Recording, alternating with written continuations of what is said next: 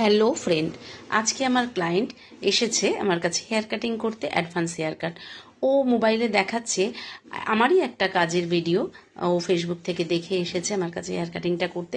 ওর হেয়ারটা long কিন্তু খুব পাতলা, নিচটা খুব খারাপ হয়ে গেছে, আর ও খুব ছোটও করতে চাইছে না।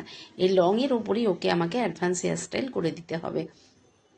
তো তোমরা দেখতেই পেলে ও ভিডিওটা দেখালো, আর আমি কাটিংটা স্টার্ট করে দিয়েছি।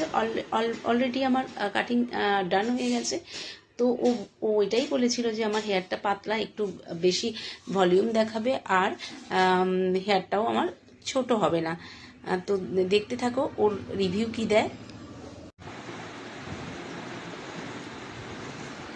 ঘোরো, বলো কেমন লেগেছে। খুব ভালো লেগেছে।